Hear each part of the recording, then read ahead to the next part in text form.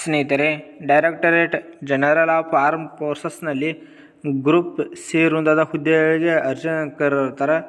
ಇದಕ್ಕೆ application starting date ನೋಡೋದಾದರೆ ಇಲ್ಲಿ ನೋಡ್ಬೋದು 7 ಜನವರಿ 2025 ಆನ್ಲೈನ್ ಮುಖಾಂತರ ಅಪ್ಲಿಕೇಶನ್ ಡೇಟ್ ಸ್ಟಾರ್ಟ್ ಆಕೈತಿ.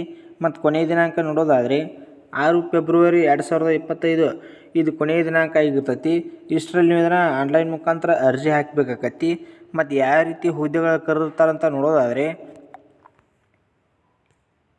ಇಲ್ಲಿ ನೋಡ್ಬೋದು accountant, stenographer, lower division clerk, store keeper, photographer, fireman, cook ಈ ರೀತಿ ಹಲವಾರು ರೀತಿಯ ಹುದ್ದೆಗಳನ್ನು ಕರೆದಿರ್ತಾರೆ. ಮತ್ತು ಕ್ಯಾಟಗರಿ ವೈಸ್ ಪೋಸ್ಟ್ಗಳು ನೋಡೋದಾದರೆ ಇಲ್ಲಿ ನೋಡ್ಬೋದು ಅಕೌಂಟೆಂಟ್ಗೆ ಸ್ಯಾಲ್ರಿ ನೋಡ್ಬೋದು. ಇಲ್ಲಿ ಮಂತ್ಲಿ ಆಯ್ಕೆಯಾದ ಅಭ್ಯರ್ಥಿಗಳಿಗೆ ಮಂತ್ಲಿ ಸ್ಯಾಲ್ರಿ ಎಷ್ಟು ಸಿಗ್ಬೋದಪ್ಪ ಅಂತ ನೋಡೋದಾದರೆ 29,200ರಿಂದ 92,300ವರೆಗೂ ಮಂತ್ಲಿ ಸ್ಯಾಲ್ರಿ ಸಿಗಿರ್ತೈತಿ. ಮತ್ತು ಕ್ಯಾಟಗರಿ ವೈಸ್ ಪೋಸ್ಟ್ಗಳು ನೋಡೋದಾದರೆ OBCಯಲ್ಲಿ ಒಂದೇ ಪೋಸ್ಟ್ ಇರ್ತೈತಿ. ಟೋಟಲ್ ಆಗಿ ಇಲ್ಲಿ ಒಂದು ಪೋಸ್ಟ್ ಅಷ್ಟೇ ಇರ್ತೈತಿ, ಅದು OBC ಒಳಗೆ ಇರ್ತೈತಿ. ಮತ್ತು ಸ್ಟೆನೋಗ್ರಾಫರ್ ಗ್ರೇಡ್ 2ನಲ್ಲಿ ನೋಡೋದಾದರೆ ಇದಕ್ಕೂ ಕೂಡ ಸ್ಯಾಲ್ರಿ ನೋಡ್ಬೋದು. ಇಲ್ಲಿ 25,500ರಿಂದ 81,100ವರೆಗೂ ಮಂತ್ಲಿ ಸ್ಯಾಲ್ರಿ ಸಿಗ್ತೈತಿ. ಮತ್ತು ಪೋಸ್ಟ್ ನೋಡ್ಬೋದು. ಇಲ್ಲಿ EWSನಲ್ಲಿ ಒಂದು ಪೋಸ್ಟ್ ಖಾಲಿ ಇರ್ತೈತಿ. ಮತ್ತು ಲೋವರ್ ಡಿವಿಷನ್ ಕ್ಲರ್ಕ್ನಲ್ಲಿ ಹುದ್ದೆಗಳು ನೋಡೋದಾದರೆ ಇಲ್ಲಿ SCಯಲ್ಲಿ 3 ಪೋಸ್ಟ್ ಇರ್ತಾವೆ. ಮತ್ತು STಯಲ್ಲಿ ಯಾವುದೇ ರೀತಿಯ ಪೋಸ್ಟ್ಗಳನ್ನು ಕರೆದಿರೋಲ್ಲ. OBC ಒಳಗೆ 4 ಪೋಸ್ಟ್ ಇರ್ತಾವೆ. ಮತ್ತು EWSನಲ್ಲಿ ಇಲ್ಲಿಯೂ 4 ಪೋಸ್ಟ್ ಇರ್ತಾವೆ. ಈ ರೀತಿಯಾಗಿ ಲೋವರ್ ಡಿವಿಷನ್ ಕ್ಲರ್ಕ್ನಲ್ಲಿ 11 ಪೋಸ್ಟ್ಗಳನ್ನು ಕರೆದಿರ್ತಾರೆ. ಈ ರೀತಿ ಸ್ಯಾಲ್ರಿ ನೋಡೋದಾದರೆ 19,900ರಿಂದ 63,200ವರೆಗೂ ಸ್ಯಾಲ್ರಿ ಇರ್ತೈತಿ. ಇನ್ನು ಕ್ಯಾಟಗರಿ ವೈಸ್ ಚೆಕ್ ಮಾಡ್ಕೋಬೋದು. ಈ PDF ಬೇಕಾದರೆ ನಮ್ಮ ಟೆಲಿಗ್ರಾಮ್ ಗ್ರೂಪ್ನಲ್ಲಿ ಹಾಕಿರ್ತೀನಿ, ಅಲ್ಲಿ ಹೋಗಿ ಚೆಕ್ ಮಾಡ್ಕೋಬೋದು. ಇಲ್ಲಿ ನೋಡೋದಾದರೆ MTSನಲ್ಲಿ 29 ಪೋಸ್ಟ್ಗಳನ್ನು ಕರೆದಿರ್ತಾರೆ. ನೀವು ಕ್ಯಾಟಗರಿ ಚೆಕ್ ಮಾಡ್ಕೊರಿ.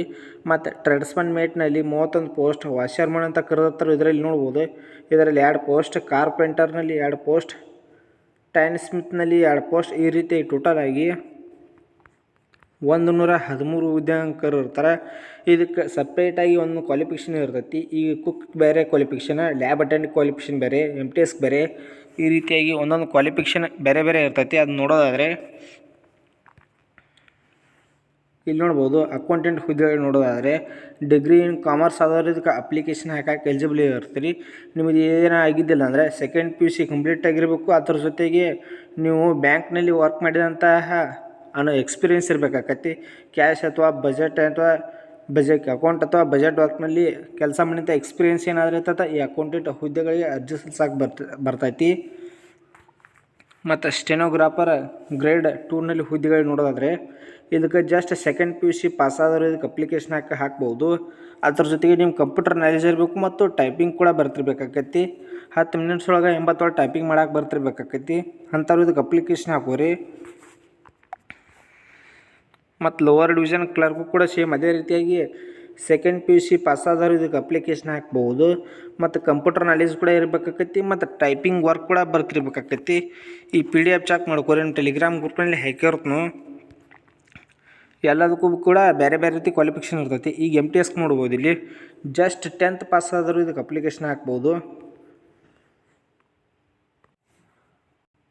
ಮತ್ತು ಅದೇ ರೀತಿಯಾಗಿ ಲ್ಯಾಬ್ ಅಟೆಂಡೆಂಟ್ ನೋಡೋದಾದರೆ ಇಲ್ಲಿ ನೋಡ್ಬೋದು. ಕುಕ್ ನೋಡೋದಾದರೆ ಇದಕ್ಕೂ ಕೂಡ ಜಸ್ಟ್ 10th ಪಾಸ್ ಆಗಿರಬೇಕು. ಅದ್ರ ಜೊತೆಗೆ ನಿಮಗೆ ಎಕ್ಸ್ಪೀರಿಯೆನ್ಸ್ ಇರಬೇಕಾಕೈತಿ.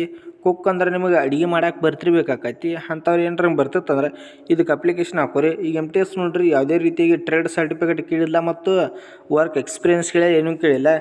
ಜಸ್ಟ್ ನೀವು 10th ಪಾಸ್ ಆದರೆ ಸಾಕು, ಇದಕ್ಕೆ ಅಪ್ಲಿಕೇಶನ್ ಹಾಕೋಕೆ ಎಲಿಜಿಬಲ್ ಇರ್ತೀರಿ. ಮತ್ತು ಅದೇ ರೀತಿಯಾಗಿ ಕಾರ್ಪೆಂಟರ್ಗೂ ಕೂಡ ಜಸ್ಟ್ 10th ಪಾಸ್ ಆಗಿರಬೇಕು. ಇದಕ್ಕೆ ಎಕ್ಸ್ಪೀರಿಯೆನ್ಸ್ಗಳು ಇರ್ತಾವೆ. ಇಲ್ಲಿ ನೋಡ್ಕೋಬೋದು ನೀವು ವಾಷರ್ಮನ್ಕ ಇದಕ್ಕೆ ನಿಮ್ಗೆ ಟ್ರೇಡ್ ಬರ್ತಿರ್ಬೇಕಾಕೈತಿ. 10th ಪಾಸ್ ಆಗಿರಬೇಕು. ಅದ್ರ ಜೊತೆಗೆ ನಿಮಗೆ ಕೆಲಸದಲ್ಲಿ ಪರಿಣಿತಿಯನ್ನು ಹೊಂದಿದವರು ಇದಕ್ಕೆ ಅಪ್ಲಿಕೇಶನ್ ಹಾಕ್ಬೋದು. ಮತ್ತು ನಿಮ್ಮನ್ನ ಸೆಲೆಕ್ಷನ್ ಪ್ರೊಸೆಸ್ ನೋಡೋದಾದರೆ ಯಾವ ರೀತಿಯಾಗಿ ನಿಮ್ಮ ಸೆಲೆಕ್ಟ್ ಮಾಡ್ಕೋತಾರಂತ ನೋಡ್ಬೋದು. ಇಲ್ಲಿ ನೋಡ್ಬೋದು ರಿಟರ್ನ್ ಟೆಸ್ಟ್ ಇರ್ತೈತೆ 100 ಮಾರ್ಕ್ಸಿಗೆ. ಮೊದಲು ನಿಮಗೆ ಎಕ್ಸಾಮ್ ಕಂಡಕ್ಟ್ ಮಾಡ್ತಾರೆ. ಎಕ್ಸಾಮ್ನಲ್ಲಿ ಪಾಸಂತ ಅಭ್ಯರ್ಥಿಗಳಿಗೆ ಟೈಪಿಂಗ್ ಟೆಸ್ಟ್, ಶಾರ್ಟ್ ಲಿಸ್ಟ್ ತಯಾರು ಮೂಲಕ ನಿಮ್ಮನ್ನ ಆಯ್ಕೆ ಮಾಡ್ಕೊಂಡು ಕೊಟ್ಟಿರ್ತಾರೆ. ಟೈಪಿಂಗ್ ಅಂದ್ರೆ ಯಾವ್ದು ಟೈಪಿಂಗ್ ಇರ್ತೈತಿ ಅದಕ್ಕೆ ಟೈಪಿಂಗ್ ಟೆಸ್ಟ್ ಇರ್ತೈತಿ. ಈಗ MTSಗೆ ಆದರೂ ಯಾವುದೇ ರೀತಿ ಟೈಪಿಂಗ್ ಇರುವುದಿಲ್ಲ. ಇದಕ್ಕೆ ಜಸ್ಟ್ ರಿಟರ್ನ್ ಟೆಸ್ಟ್ ಮೇಲೆ ನಿಮ್ಮನ್ನ ಆಯ್ಕೆ ಮಾಡ್ಕೋತಂದು ಕೊಟ್ಟಿರ್ತಾರೆ. ಮತ್ತು ಎಕ್ಸಾಮ್ ನೋಡೋದಾದರೆ ಎಕ್ಸಾಮ್ ಪ್ಯಾಟರ್ನ್ ಯಾವ ರೀತಿಯಾಗಿ ಇರ್ತೈತಿ ಅಂತ ನೋಡ್ಬೋದು. ಇಲ್ಲಿ ಜನರಲ್ ಇಂಟೆಲಿಜೆನ್ಸಿ ಆ್ಯಂಡ್ ರೀಸನಿಂಗ್ನಲ್ಲಿ ಮತ್ತು numerical aptitude, general English, general awareness ಈ ರೀತಿಯಾಗಿ 4 ಚಾಪ್ಟರ್ ಮೇಲೆ ನಿಮಗೆ ಎಕ್ಸಾಮ್ಗೆ 100 ಮಾರ್ಕ್ಸಿಗೆ ಇರ್ತೈತಿ. ಮತ್ತು ಇದಕ್ಕೆ ಅಪ್ಲಿಕೇಶನ್ ಕಾಕ ಏಜ್ ನೋಡೋದಾದ್ರೆ ಆಗಲೇ ತಿಳಿಸ್ಕೊಟ್ಟರೆ ಇಲ್ಲಿ ನೋಡ್ಬೋದು ಸ್ಟೆನೋಗ್ರಾಫರ್ ಹುದ್ದೆಗಳಿಗೆ 18ರಿಂದ 27 ವರ್ಷ ಇರ್ತೈತಿ. ಮತ್ತು ಲೋವರ್ ಡಿವಿಷನ್ ಕ್ಲರ್ಕು ಕೂಡ 18ರಿಂದ 27 ವರ್ಷ ವಯಸ್ಸು ಕೊಟ್ಟಿರ್ತಾರೆ. ಮತ್ತು ಕಾರ್ಪೆಂಟರ್ ಟೀತ್ ಮ್ಯಾತ್ ಇಲ್ಲಿ ನೋಡೋದಾದರೆ 18ರಿಂದ 25 ವರ್ಷ ಇರ್ತೈತಿ. ಮತ್ತು ಕಾರ್ಪೆಂಟರ್ಗೂ ಕೂಡ 18ರಿಂದ 25 ವರ್ಷ ವಯಸ್ಸು ಕೊಟ್ಟಿರ್ತಾರೆ. ಲ್ಯಾಬ್ ಅಟೆಂಡ್ಗೆ 18ರಿಂದ 27 ವರ್ಷ ವಯಸ್ಸು ಇರ್ತೈತಿ. ಇವೆಲ್ಲ PDF ಚೆಕ್ ಮಾಡ್ಕೊರಿ. ಇದು ನಮ್ಮ ಗೌರ್ಮೆಂಟ್ ಜಾಬ್ ಅಪ್ಡೇಟ್ ಟೆಲಿಗ್ರಾಮ್ ಗ್ರೂಪ್ನಲ್ಲಿ ಹಾಕಿರ್ತನು, ಅಲ್ಲಿ ಹೋಗಿ ನೀವು ಚೆಕ್ ಮಾಡ್ಕೋಬೋದು. ಮತ್ತು ನಮ್ಮ ಟೆಲಿಗ್ರಾಮ್ ಗ್ರೂಪ್ ಯಾರು ಜಾಯ್ನ್ ಆಗಿಲ್ಲ ಅವರು ಜಾಯ್ನ್ ಆಗಿರಿ. ಅದರ ಲಿಂಕ್ ನಮ್ಮ ಯೂಟ್ಯೂಬ್ ಚಾನಲ್ ಡಿಸ್ಕ್ರಿಪ್ಷನ್ನಲ್ಲಿದೆ, ಅಲ್ಲಿ ಹೋಗಿ ನೀವು ಜಾಯ್ನ್ ಆಗ್ಬೋದು. ಮತ್ತು ಇದಕ್ಕೆ ಏಜ್ ರಿಲ್ಯಾಕ್ಷನ್ ಕೂಡ ಇರ್ತೈತಿ. SC STದವ್ರಿಗೆ 5 ವರ್ಷ ಕೊಟ್ಟಿರ್ತಾರೆ, ಇದು ಕಾಮನ್ ಇರ್ತೈತಿ. ಮತ್ತು OBC ವರ್ಗದ ಅಭ್ಯರ್ಥಿಗೂ ಕೂಡ 3 ವರ್ಷ ವಯಸ್ಸಿನಲ್ಲಿ ಸಡಿಲಿಕೆಯನ್ನು ಕೊಟ್ಟಿರ್ತಾರೆ. ಈ PDF ಚೆಕ್ ಮಾಡ್ಕೊರಿ. ಇದು ಮತ್ತು PDF ಅಪ್ಲೈ ಲಿಂಕ್ ಕೂಡ ಎರಡೂ ನಮ್ಮ ಟೆಲಿಗ್ರಾಮ್ ಗ್ರೂಪ್ನಲ್ಲಿ ಕೊಟ್ಟಿರ್ತನು, ಅಲ್ಲಿ ಹೋಗಿ ನೀವು ಅಪ್ಲೈ ಮಾಡ್ಬೋದು.